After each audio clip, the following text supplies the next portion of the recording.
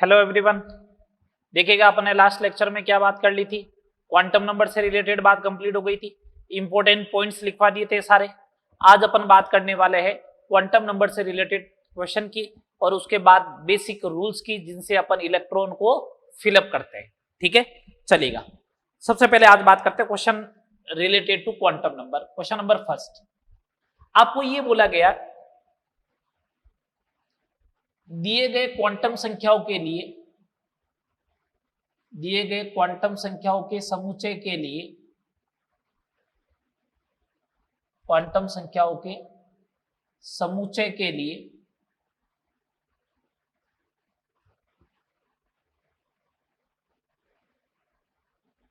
कक्षक का नाम बताओ। ठीक है, ये पूछा गया। जैसे ये फर्स्ट नंबर क्वेश्चन है, इसके दो पार्ट दे रहा हूं मैं जैसे, ठीक है ना। क्वांटम नंबर का सेट क्या दे रखा है, n की वैल्यू 3, l की वैल्यू 2 और m की वैल्यू 1। एक तो ये दे दिया, n बराबर 4, l बराबर 1, m बराबर 0, n बराबर 2, l बराबर 0, m बराबर 0। मैंने तुम्हें लास्ट क्लास में एक बात बोली थी कि अगर किसी कक्षक को रिप्रेजेंट करना है तो तीन क्वांटम नंबर चाहिएगी, n, l और m। सबसे पहले इस पे आते हैं, n की वैल्यू 2, l की वैल्यू 0, तो n बराबर 2 है तो इसका मतलब सेकंड ऑर्बिट हो गया, ऑर्बिट को रिप्रेजेंट करता है। l 0 हुआ, इसका मतलब s सबसेल है, ये लो 2s को रिप्रेजेंट करेगा। कक्षक इसका s ही होता है। n बराबर 4 है तो ये 4, l की वैल्यू 1 है तो p, m 0 हो गया तो 0 किसके लिए होता है, z के लिए, 4pz हो जाएगा। n बराबर 3, l बराबर 2, m बराबर 1 है तो l बराबर 3, n बराबर 3, d, m बराबर 1 है तो m बराबर 1 तो किसी के भी करस्पॉन्डिंग हो सकता है। मैं ये बोल दूं क्या, ये 3dz² नहीं होगा, बस 3dz² के अलावा जो 3d के बाकी के जितने भी पॉसिबल होंगे ना, 3dxy हो सकता है, yz हो सकता है, zx हो सकता है और x² y² हो सकता है। dz² नहीं होगा क्यों, dz² के लिए m बराबर क्या चाहिएगा, 0। समझ में आ गई बात। अब इसका रिवर्ट क्वेश्चन भी बन सकता है। मैं आपको क्या करूं कि ऑर्बिटल दे दूं और बोलूं इनके लिए क्वांटम संख्याओं के मान लिखो। दिए गए कक्षकों के लिए, दिए गए कक्षकों के लिए क्वांटम संख्या NLM, NLM के मान लिखिए। ठीक है, लो लिखो साहब। पहला क्वेश्चन, पहला दे दिया मैंने 3s, सेकंड दे दिया 2px, अगला दे दिया 4dz², ये दे दिया। तो NLM के मान लिख रहा हूं, है ना, ये n, ये l और ये m। n आगे जो लिखा हुआ है, s के लिए l 0 तो m भी 0, 2 तो n2, px के लिए l, p के लिए l 1, x है तो या तो +1 होगा या फिर -1 होगा, 0 तो नहीं होगा। 4dz² है तो n की वैल्यू 4, d के लिए l कितना होता है 2, z है तो 0। अगली बात समझ में। अगला थर्ड नंबर का क्वेश्चन, कौन से उपकोष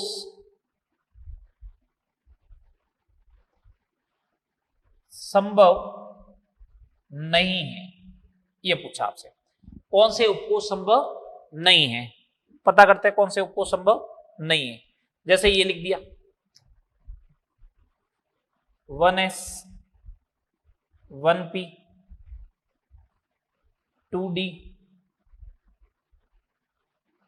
3f। ठीक है, आगे और बोल दे 4f, इस टाइप से लिख दे। उपकोष संभव नहीं है तो उपकोष जो रिप्रेजेंट होता है वो दो चीजों से होता है, n और l से। उपकोष किससे रिप्रेजेंट होता है, n और l से। n की वैल्यू कितनी है इसके लिए 1, l की वैल्यू 0, तो अपन बोलते हैं ना l का मान n से कम होना चाहिए, कम है इसका मतलब संभव तो है। 1p, n की वैल्यू 1 और l की वैल्यू भी 1, इसका मतलब संभव नहीं है। 2d, n2 और l भी 2, पॉसिबल नहीं। n3 और l भी 3, संभव नहीं। 4f है तो n आ गया 4 और l आ गया 3, इसका मतलब संभव है। ठीक है बात। इस टाइप के क्वेश्चन बनेंगे, कर लोगे? बोलो। एक क्वेश्चन और बता देता हूं, चलो। Question number 4, question number 4, n बराबर 3, l बराबर 2 और m बराबर -1 में अधिकतम कितने इलेक्ट्रॉन होंगे? में अधिकतम कितने इलेक्ट्रॉन होंगे? ऑप्शन दिया 1, 2, ठीक है, 10 और 6। देखो बहुत सिंपल सा क्वेश्चन है। तीन क्वांटम संख्या हो गई n, l और m। तीन क्वांटम संख्या हो गई n, l और m। तीन क्वांटम संख्या किसको रिप्रेजेंट करती है? किसको रिप्रेजेंट करेगी? एक ऑर्बिटल को, कक्षक को। और एक कक्षक में अधिकतम इलेक्ट्रॉन कितने होते हैं? मैक्सिमम इलेक्ट्रॉन बोलो भैया, कितने मैक्सिमम इलेक्ट्रॉन होंगे? 2। ये लो 2। इस टाइप के क्वेश्चन बनेंगे। तो क्वांटम नंबर से रिलेटेड चारों प्रॉब्लम समझ में आ गई आपको। अब चलो आगे, चले आगे। अब अपन बात करेंगे इलेक्ट्रॉन की ऊर्जा वगैरह की।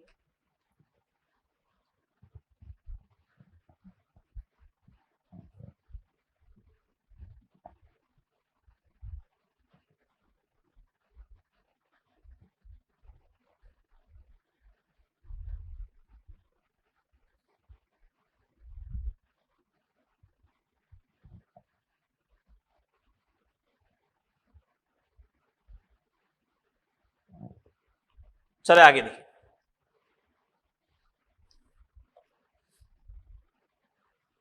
इलेक्ट्रॉन की ऊर्जा, पहले तो एनर्जी ऑफ इलेक्ट्रॉन क्या होती है, कैसे? केस नंबर फर्स्ट, एकल इलेक्ट्रॉन स्पीसीज में बात करनी है।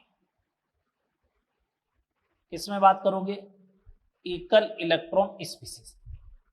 सिंगल इलेक्ट्रॉन स्पीसीज है, उसमें आप इलेक्ट्रॉन की ऊर्जा कैसे डिसाइड करनी है आपको, वो बात करते हैं पहले। तो देखो कैसे करोगे। एकल इलेक्ट्रॉन स्पीसीज में इलेक्ट्रॉन की ऊर्जा केवल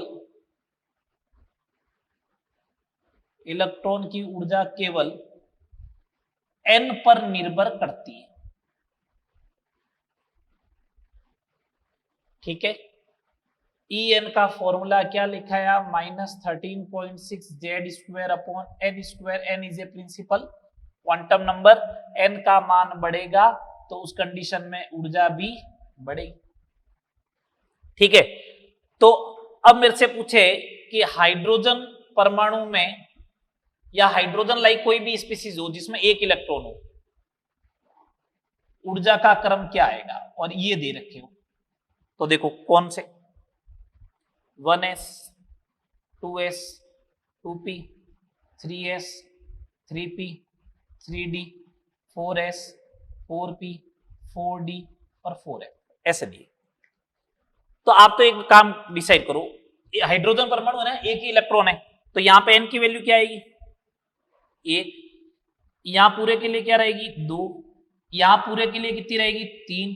और यहां पूरे के लिए कितनी रहेगी? 4। आपको मालूम है कि n की वैल्यू के ऊपर डिपेंड करता है, तो n की वैल्यू सेम है तो एनर्जी बराबर होगी। ये लो बराबर, ये लो बराबर, ये लो बराबर, ये बराबर, ये बराबर, पहली बात, ठीक है। n का मान बढ़ेगा तो ऊर्जा भी बढ़ेगी, तो n का मान 4 है तो ऊर्जा बढ़ा दी, ये बढ़ा दी और ये बढ़ा दी। समझ में आया या नहीं आया? बोलो। पहले मैंने क्या किया? n की वैल्यू चेक की, जिनके लिए n का मान सेम है उनकी एनर्जी सेम आएगी सबकी। उनकी एनर्जी क्या आएगी? सबकी सेम। देखो 3s 3p 3d बराबर कर दिया, 4s 4p 4d 4f बराबर कर दिया, 2s 2p को बराबर कर दिया। फिर मैंने बोला n की वैल्यू जिसके लिए ज्यादा उसकी ऊर्जा का मान भी क्या? ज्यादा। तो n 4 है तो इसकी ऊर्जा ज्यादा माननी, ठीक है बात। चलो आगे चलो। ये तो केस फर्स्ट हो गया। Case second, multi electron species, बहु इलेक्ट्रॉन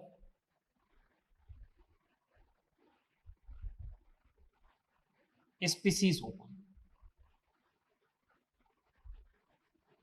मल्टी इलेक्ट्रॉन स्पीसीज, बहु इलेक्ट्रॉन स्पीसीज। दो कौन कौन सी, इसमें जो है मतलब एक से ज्यादा इलेक्ट्रॉन हो, इसमें इलेक्ट्रॉन की ऊर्जा n एंड l दोनों पर निर्भर करती है। किस पर निर्भर करेगी? n और l दोनों पर निर्भर करती है। तो आगे क्या, इलेक्ट्रॉन की ऊर्जा को n प्लस l के मान से दिया जाता है और इसी को अपन क्या बोलते हैं? n plus l rule. इसी सेकंड नंबर वाले केस में आएगा अब n प्लस l रूल। ये n प्लस l रूल ये इसी का पार्ट है। क्या है n प्लस l रूल? इसमें भी दो है। First number point, n plus l का मान जिसके लिए मिनिमम, उसकी ऊर्जा कम। Second number, n plus l का मान बराबर हो तो उसकी ऊर्जा कम होगी, उसकी ऊर्जा कम होगी जिसके लिए n का मान कम। बस ये सिंपल सा हो गया। n प्लस एल रूल क्या कहता है कि जिसके लिए n प्लस एल का मान न्यूनतम होगा उसकी ऊर्जा क्या होगी? न्यूनतम होगी। अगर बाई चांस कभी n प्लस एल का मान बराबर आ जाए कि नहीं दो उपकोष के लिए, तो उस कंडीशन में जिसके लिए n का मान कम उसकी ऊर्जा भी क्या होगी? कम होगी। बात क्लियर? दो समझो। अब मैंने ये कुछ उपकोष लिखे, ये कुछ उपकोष लिख रहा हूं, उसके लिए n लिख रहा हूं, n लिख रहा हूं और n प्लस l लिख रहा हूं। ठीक है, n क्या उपकोष, क्या पॉसिबल वाले लिख रहा हूं, 1s 2s 2p 3s 3p 3d 4s 4p 4d 4f 5s 5p 5d 5f, आगे और चलते रहेंगे, है ना। तो अब इनके लिए मैं लिख रहा हूं n का मान। n का मान तो जो आगे लिखा हुआ होता है वही होता है, 1 2 2 3 3 3 4 4 4 4 5 5 5 5। l का मान लिखो, l का मान, l का मान होगा 1s के लिए 0, 2s के लिए 0, 2p के लिए 1, 3s के लिए 0, 3p के लिए 1, 3d के लिए 2, 4s के लिए 0, 4p के लिए 1, 4d के लिए 2, 4f के लिए 3, फिर 0 1 2 एंड 3। n प्लस एल करो, n प्लस एल करो, 1 plus 0 1, 2 plus 0 2, 2 plus 1 3, 3 plus 0 3, 3 plus 1 4, 3 plus 2 5, 4 plus 0 4, 4 plus 1 5, 4 plus 2 6, 4 plus 3 7, 5 plus 0 5 plus 0 5 6 7 और 8। यार अब ऊर्जा का क्रम लिखना है मेरे को। किसका लिखना है? एनर्जी का ऑर्डर, ऑर्डर ऑफ एनर्जी क्या आएगा देखो। जिसके लिए n प्लस एल का मान न्यूनतम उसकी एनर्जी भी न्यूनतम। तो सबसे कम एनर्जी किसकी? जिसके लिए n प्लस एल का मान सबसे कम 1s, उसके बाद 2s, फिर आगे बढ़ो, ये भी 3 ये भी 3, 2p और 3s दोनों के लिए 3 3। तो उस कंडीशन में n का मान कम किसके लिए? 2p के लिए, ये लो 2p। आगे बढ़ो, फिर 3s, फिर आगे बढ़ो, 4 इसके लिए भी है, 3p के लिए भी है, 4s के लिए भी है। तो पहले कौन आएगा? 3p, फिर कौन आएगा? 4s, फिर आगे बढ़ो, 5 किस किस के लिए? इसके लिए भी 5 है, इसके लिए भी 5 है और इसके लिए भी 5 है। ये 5 वाले में 3d 4p और 5s आ रहा है, तो 3d आएगा, फिर आएगा 4p और फिर आएगा 5s। अभी ये लिखे हुए उसके अकॉर्डिंग बस बात कर रहा हूं। 6 वाला कौन सा है? ये है। 6 वाला कौन सा है? 4d और 5p, तो 5s के बाद में 4d और 5p। 7 वाला कौन सा है? 4f और 5d, तो 4f एंड देन 5d, और उसके बाद कौन सा? 5 है। और होते तो क्या मालूम, और सीक्वेंस चेंज हो जाता, लेकिन अभी जो ये लिखे ऑर्बिटल उनके अकॉर्डिंग ये आएगा ऑर्डर ऑफ एनर्जी। समझ में आई बात या नहीं आई? ये ऑर्डर ऑफ एनर्जी को रिप्रेजेंट करेगा, जिनके लिए n+l का मान अधिक, उनकी ऊर्जा भी क्या होगी, अधिक होगी। अभी इनके ऊपर मैं लास्ट में क्वेश्चन करूंगा टॉपिक कंप्लीट होते ही, है ना, कि किस टाइप के क्वेश्चन पूछे गए, मॉड्यूल में से ही करवाऊंगा। यहां तक बात क्लियर, इलेक्ट्रॉन की ऊर्जा क्लियर हो गई। चलो अब आगे बात करते हैं। अब बेसिक 3 रूल्स पे आते हैं।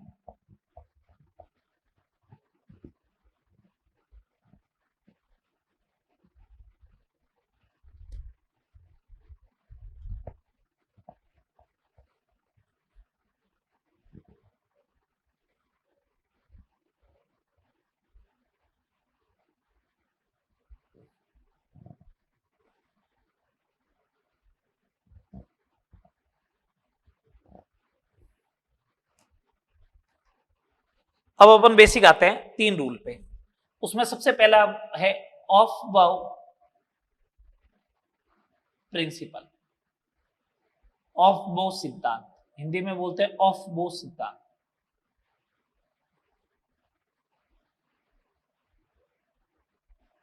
ऑफ बाउ सिद्धांत क्या है? ये ऑफ बाउ प्रिंसिपल ये कहता है, ऑफ बाउ जो है वो एक जर्मन वर्ड है जिसका मतलब होता है बिल्डिंग अप। बिल्डअप क्या मतलब होता है? बिल्डअप, बिल्ड और फिर अप। बिल्डअप का मतलब होता है निर्माण करना। बिल्डअप का मतलब क्या होता है? निर्माण करना। क्या निर्माण कर रहे हो भैया? बिल्डअप का मतलब होता है निर्माण करना। इसका मतलब ये है कि आप परमाणु में जो है वो इलेक्ट्रॉन को सीक्वेंस वाइज भर के उस परमाणु का क्या कर रहे हो? इलेक्ट्रॉनिक बिल्डअप कर रहे हो। क्या कर रहे हो? इलेक्ट्रॉनिक बिल्डअप कर रहे हो। ठीक है, तो बिल्डअप करना क्या बोला इसने स्टेटमेंट में? किसी परमाणु में इलेक्ट्रॉन, किसी परमाणु में इलेक्ट्रॉन पहले निम्न ऊर्जा के उपकोष में भरा जाएगा,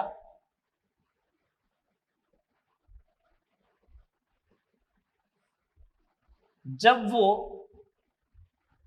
पूर्णतया भर जाता है, पूर्णतया भर जाता है, उसके पश्चात इलेक्ट्रॉन उच्च कक्षा के, उच्च ऊर्जा के, उच्च ऊर्जा के उपकोष में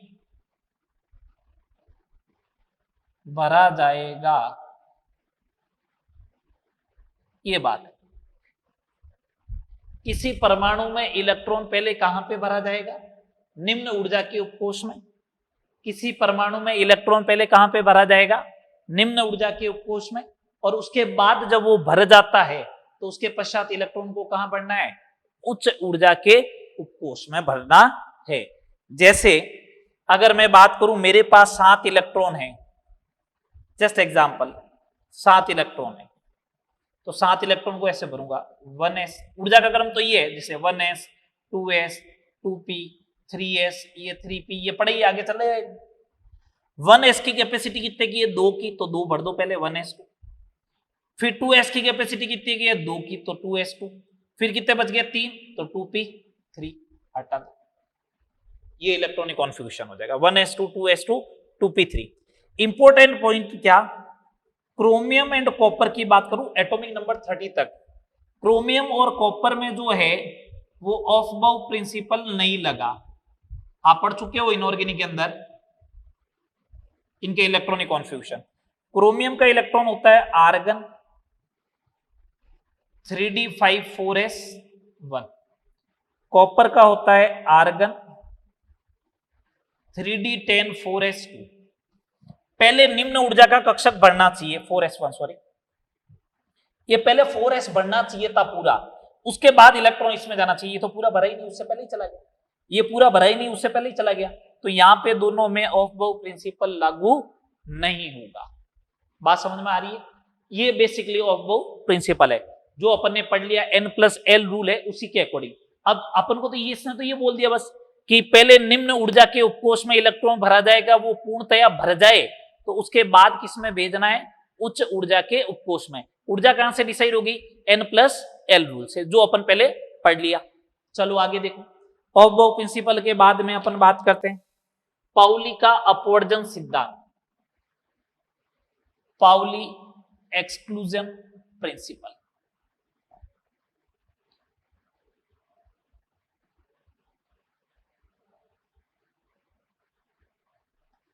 पाउली अपवर्जन सिद्धांत,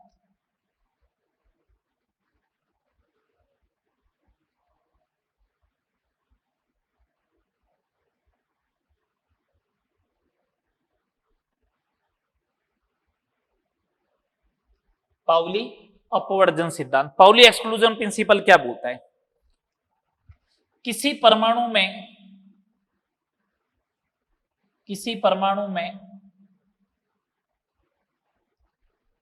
किन्हीं दो इलेक्ट्रॉन की चारों क्वांटम संख्या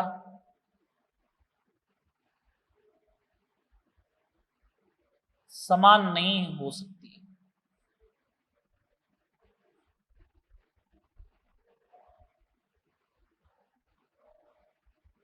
किसी परमाणु में किन्हीं दो इलेक्ट्रॉन की चारों क्वांटम संख्या समान नहीं हो सकती है। इसका मतलब ये वैलिड किसके लिए होगा, जिसमें दो इलेक्ट्रॉन होंगे उन्हीं में तो वैलिड होगा। जैसे मैं बात करता हूं, एग्जांपल लेता हूं हीलियम, तो हीलियम का इलेक्ट्रॉनिक कॉन्फ़िगरेशन है 1s2। 1s2 है तो अपन ने बात की ये फर्स्ट इलेक्ट्रॉन है, ये सेकंड इलेक्ट्रॉन है, ये लो n, ये लो l, ये लो m और ये लो s, यही बात हुई। ये फर्स्ट इलेक्ट्रॉन है, ये सेकंड इलेक्ट्रॉन है। चलो अब आगे बात करते हैं। n की वैल्यू 1, दूसरा इलेक्ट्रॉन भी इसी में 1, s के लिए l 0 0, m 0 0। अब भैया देखो, अगर पाउली का नियम वैलिड है तो यहां पे प्लस हाफ लिखा तो यहां पे माइनस हाफ लिखना जरूरी है, नहीं तो ये नियम फेल हो जाएगा। तो इसका कंक्लूजन क्या आया, निष्कर्ष क्या निकला कि किसी कक्षक में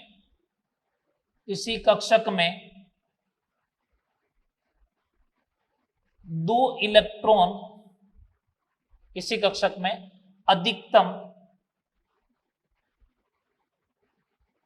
दो इलेक्ट्रॉन उपस्थित होते हैं जो विपरीत चक्रण के होते हैं। कौन से चक्रण के होंगे, जो विपरीत चक्रण के होते हैं। किसी कक्षक में अधिकतम कितने इलेक्ट्रॉन होंगे, दो इलेक्ट्रॉन उपस्थित होंगे, और वो भी कैसे चक्रण के होंगे, विपरीत चक्रण के होंगे। आ रही बात समझ में, बोलो ठीक है बात। किसी कक्षक में अधिकतम दो इलेक्ट्रॉन ही उपस्थित हो सकते हैं, और वो भी कैसे, विपरीत चक्रण के। ये पाउली एक्सक्लूजन प्रिंसिपल है। बात क्लियर, चले आगे। चलो, आपको तो इनके ऊपर क्वेश्चन कैसे बनता है अभी वो बात करेंगे, तब समझ में आएगा रियलिटी में होता क्या है। थर्ड बात, Hund's rule of maximum multiplicity.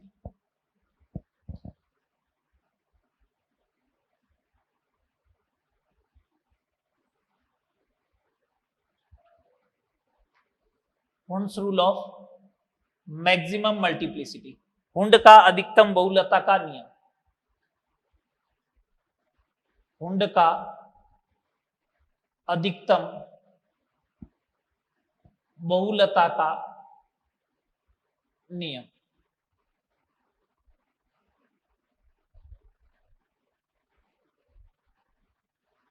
देखिए ये क्या है, इसका स्टेटमेंट समझे, उसके बाद मैं एक्सप्लेन करूंगा। पहले स्टेटमेंट समझ ले। इस नियम के अनुसार, इस नियम के अनुसार जब इलेक्ट्रॉनों को समभ्रंश कक्षकों में वितरित किया जाता है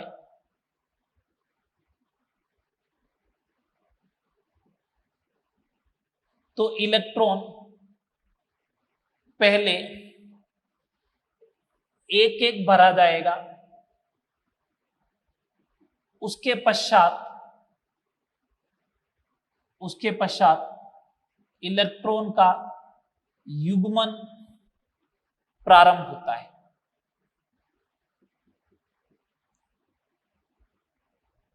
इसका सेकंड स्टेटमेंट आप ऐसे भी दे सकते हो, समभ्रंश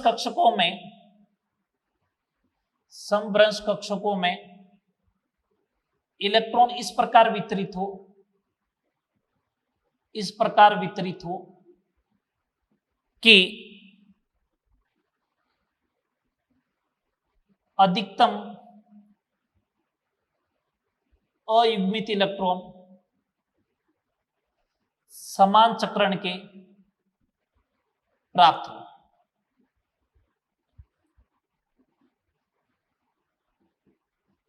अधिकतम अयुग्मित इलेक्ट्रॉन समान चक्रण के प्राप्त हो। समभ्रंश कक्षकों में इलेक्ट्रॉन इस प्रकार वितरित हो कि अधिकतम अयुग्मित इलेक्ट्रॉन समान चक्रण के प्राप्त हो। ये क्या है? Hund's rule of maximum multiplicity. दो वर्ड आए, टर्मिनोलॉजी आई, पहले उनको एक्सप्लेन करते हैं। एक तो क्या, समभ्रंश कक्षक, समान ऊर्जा के कक्षक है ये। एक से ज्यादा कक्षक होते हैं उनके लिए एप्लीकेबल है। जैसे मैं बोलूं P जो है वो तो है उपकोष, इस उपकोष के जो कक्षक है, क्या है कक्षक, वो है Px, Py और Pz। इन तीनों की एनर्जी होती है बराबर, इनको बोलते हैं समभ्रंश कक्षक डीजनरेट ऑर्बिटल। क्या बोलते हैं? Degenerate orbital.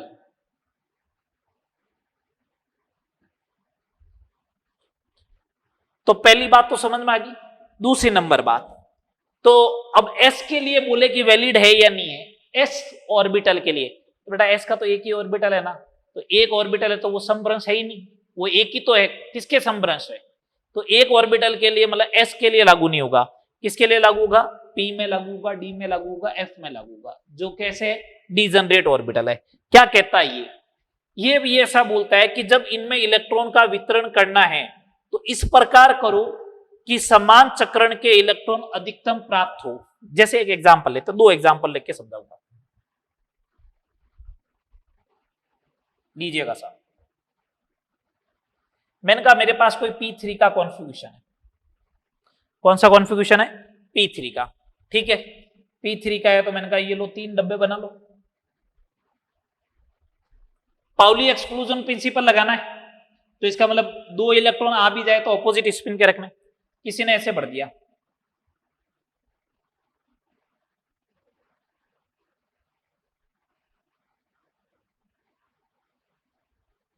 मैंने कहा ठीक है चलो। किसी ने कहा सर ऐसे भी भर तो दो,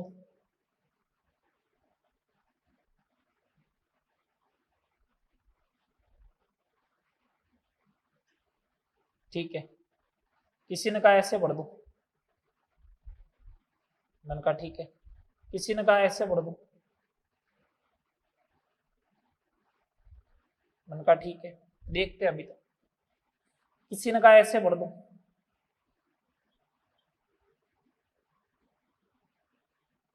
ये हो गए सारे। सुनना आप बात को ढंग से। किसी ने कहा ऐसे भरो, तो हमने कहा ठीक है। अयुग्मित इलेक्ट्रॉन कितना मिल रहा है? 1। तो किसी ने जैसे ऐसे भरा तो 3 अयुग्मित इलेक्ट्रॉन हो गए, तो पहला तो गलत हो ही गया। अधिकतम अयुग्मित इलेक्ट्रॉन तो मिले ही कहां? अधिकतम अयुग्मित इलेक्ट्रॉन तो यहां मिल गया ना, 3, यहां 3, यहां पे 3, तो ये भी गलत हो गया फिर तो, बिल्कुल गलत। सॉरी। हाँ, इस पे आते हैं वापस। इसमें का 3 अयुग्मित इलेक्ट्रॉन तो मिल रहे हैं, लेकिन समान चक्रण कितने की बनी? 2 इलेक्ट्रॉन सेम स्पिन। यहां 3 इलेक्ट्रॉन सेम स्पिन के बने, तो 3 इलेक्ट्रॉन सेम स्पिन के बने, तो ये सही है, ये गलत है, ये भी सही है। तो P3 को आपको ऐसा लिखना चाहिए, ये देखो। तो इलेक्ट्रॉन पहले एक भरो और उनकी डायरेक्शन भी क्या रहे? सेम रहे। तो अब मेरे को अगर P4 भरना है ना कभी, तो मैं P4 ऐसे भरूंगा। इलेक्ट्रॉन पहले एक एक करके भरो एक कक्षक में, ये लो भर दिए मैंने समान चक्रण के, ये लो। अब चौथा इलेक्ट्रॉन है तो इसको यहां पे बढ़ दिया, और अब चौथा इलेक्ट्रॉन तो अपोजिट स्पिन का ही आएगा क्योंकि पाउली का अपवर्जन सिद्धांत लगेगा। ये राइट है। ये ऐसे बढ़ दिया, किसी ने कहा यहां भरा तो, अरे किसी में भरो, तीनों की ऊर्जा क्या है, समान है। ये लो, बात क्लियर, सारी बात क्लियर हो गई। Hund's rule of maximum multiplicity, Pauli exclusion principle, aufbau principle, सारे बात हो गए। बोलो हाँ या ना, ऑल क्लियर। अब थोड़े से इससे रिलेटेड मैं क्वेश्चन करवा देता हूं, ये जो 3 रूल्स और क्वांटम नंबर से रिलेटेड मॉड्यूल में से, ठीक है, जल्दी करो।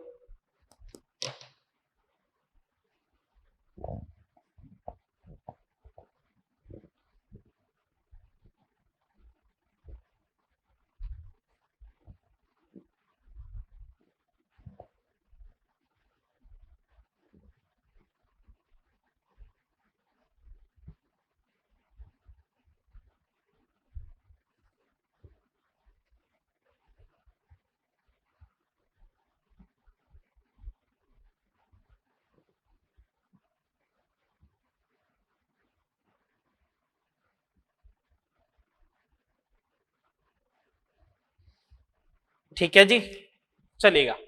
अब अपन बात करते हैं उस इनसे रिलेटेड प्रॉब्लम की। 4 क्वेश्चन करवाए थे क्वांटम नंबर से रिलेटेड।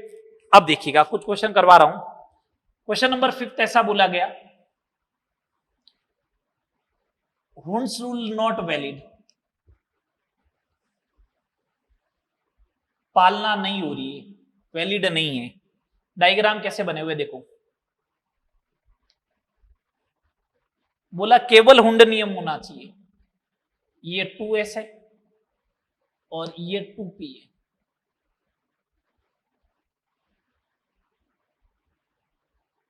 सेकंड ऑप्शन, केवल हुंस का नियम बोला गया है, इस बात का ध्यान रखें, ओनली।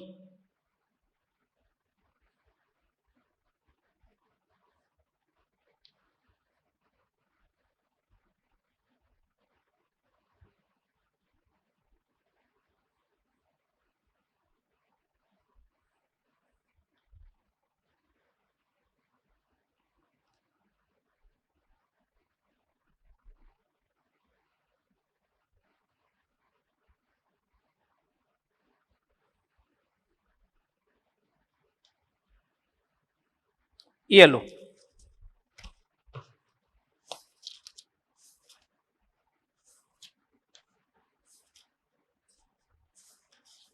बताओ जल्दी से देखे।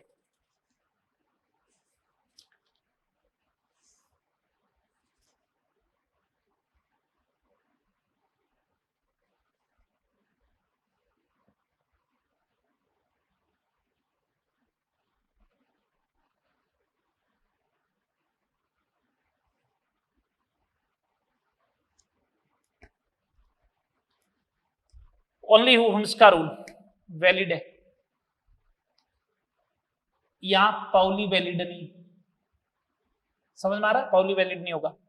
यहां पे वैलिड है, यहां पे हुन्स रूल वैलिड नहीं है। क्यों नहीं है, इलेक्ट्रॉन यहां पे नहीं आना चाहिए था, इलेक्ट्रॉन यहां पे आना चाहिए था। समझ में आ गई बात, बोलो हाँ या ना, कर लोगे इस टाइप से। क्वेश्चन नंबर 6, क्वेश्चन नंबर 6 देखे, क्वेश्चन नंबर 6 देखे,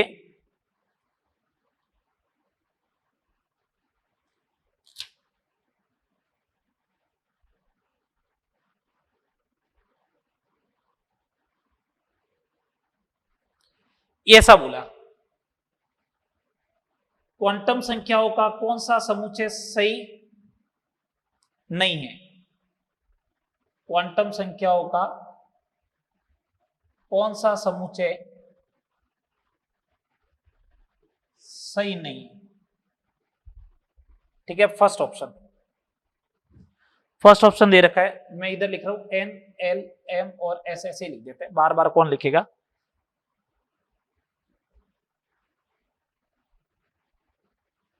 पहला ऑप्शन, दूसरा ऑप्शन,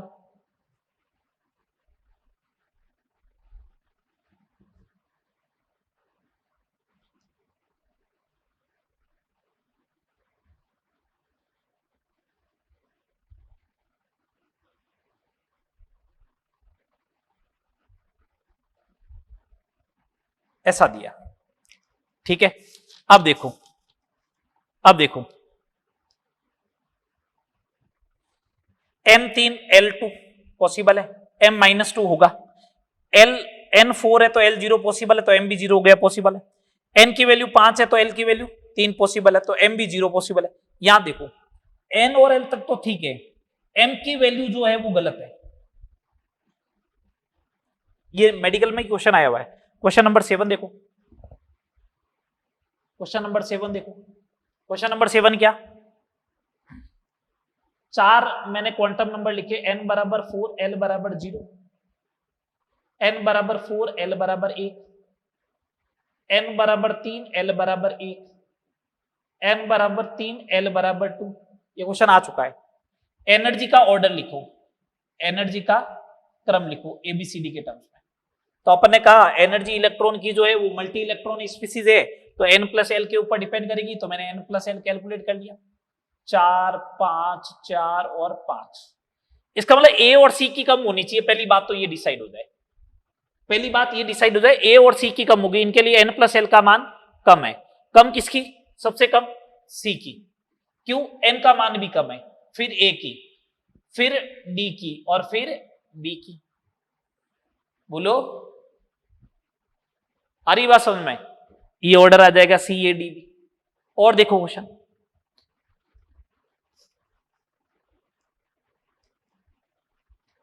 मैं क्वांटम नंबर से रिलेटेड क्वेश्चन ही बता रहा हूं आपको।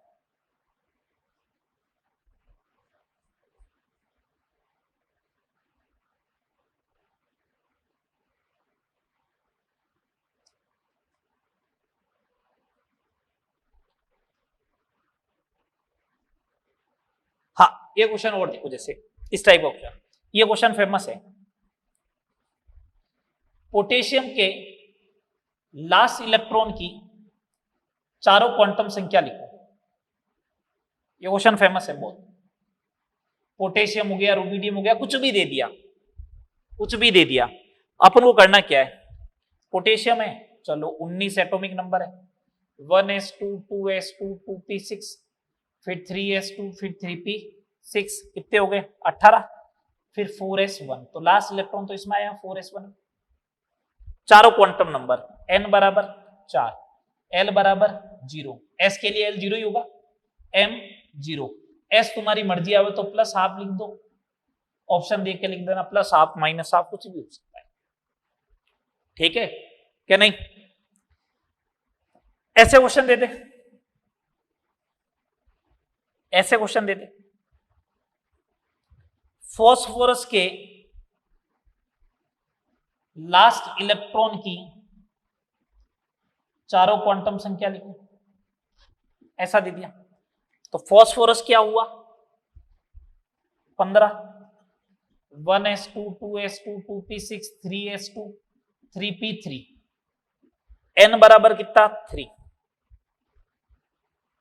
l n बराबर 3, ठीक है जी, l बराबर 1, m बराबर p कौन सा होगा मेरे को तो मालूम ही नहीं है, कोई भी हो सकता है, +1 -1 या 0 कुछ भी हो सकता है। अरे तीनों की ऊर्जा बराबर है तो किसी में भरो ना, लास्ट इलेक्ट्रॉन मैंने क्या माना, ये 3 थे, ये 3 थे, तो ये कोई सीक्वेंस में थोड़ी ना ये px py pz है, कोई जरूरी थोड़ी ना है, इसको pz मान लो, इसको px मान लो, इसको py मान लो, कोई फर्क नहीं पड़ता, तो वो तो किसी में भी हो सकता है ना। p मेथड, लास्ट इलेक्ट्रॉन मान लो इसमें आया तो पहले माना तो pz हो गया, दूसरी बार माना तो py हो गया, कोई फर्क पड़ा क्या, नहीं। तो m +1 -1 0 कुछ भी हो सकता है, और s की वैल्यू तो प्लस हाफ मानो या माइनस हाफ मानो, तुम्हारी इच्छा, ठीक है बात, क्या नहीं आ रहे समझ में। चलो एक क्वेश्चन और देखो,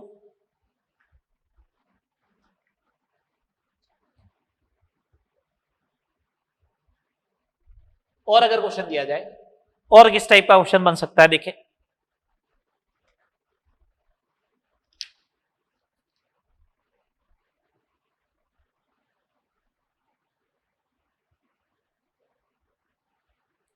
भैया, बहुत सिंपल सिंपल से क्वेश्चन बनते हैं। हाँ, जैसे क्वेश्चन यही आया हुआ है, मॉड्यूल में से ही बात कर रहा हूं, मेडिकल में ही आया हुआ है, बोला इफ n = 6, तो इलेक्ट्रॉन के बढ़ने का क्रम क्या होगा? इलेक्ट्रॉन के बढ़ने का क्रम क्या होगा? ऑप्शन दिया था एनएस के बाद में बढ़ना है n-1d में, उसके बाद में बढ़ना है n-2f में, और उसके बाद में बढ़ना है np में, जैसे ये बोला गया। सेकंड बोला ns फिर n-2f, जैसे ऐसा क्वेश्चन आ गया ना, np और उसके बाद बढ़ना है n-1d। तीसरा दे दिया ऑप्शन में ns np n-1d और n-2f, और अगला दिया ns n-2f n-1d और np, ये दे दिया जैसे। और अपन से पूछा कि बताओ इनके ऊर्जा बढ़ने का क्रम क्या होगा, ये पूछा गया। तो देखो कैसे भरोगे, n बराबर 6 है, आप एक काम करो, ज्यादा दिमाग मत लगाओ, इनको ऑप्शन को मत चेक करो। n बराबर 6 है ना, तो 6s हो गया, n-1d का मतलब हो गया 5d हो गया, 4f हो गया और 6p हो गया। बस अपने पास तो ये सब सेल बन गए। ठीक है, ये अगर सब सेल बन गए तो n LMS की वैल्यू ले लेता हूं। n की वैल्यू 6 5 4 6, l की वैल्यू 0 2 3 1, n प्लस l 6 7 7 7। तो सबसे पहले तो 6s में आएगा, तो ns में देखो सबसे पहले ns है। ठीक है, उसके बाद इन तीनों के लिए n की वैल्यू सेम है। n की वैल्यू सेम होती है तो पहले उसकी ऊर्जा कम होती है जिसका n का मान कम है। n का मान किसके लिए कम है? 4f के लिए। n का मान अगर कम दे रखा है, अगर n का मान कम दे रखा है तो इसका मतलब इसकी ऊर्जा कम, तो इलेक्ट्रॉन इसमें भरा जाएगा, तो फिर n-2f में भरा जाएगा। ये गलत, ये गलत। उसके बाद ये भी 7 है तो n की वैल्यू 5 है तो n-1 में भरा जाए।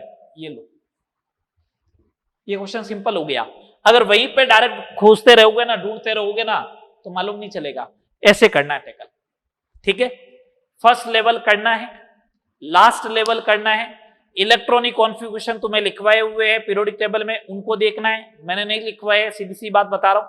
क्यों? क्योंकि वो आपने इलेक्ट्रॉनिक उसमें पढ़ लिया पीरियोडिक टेबल में।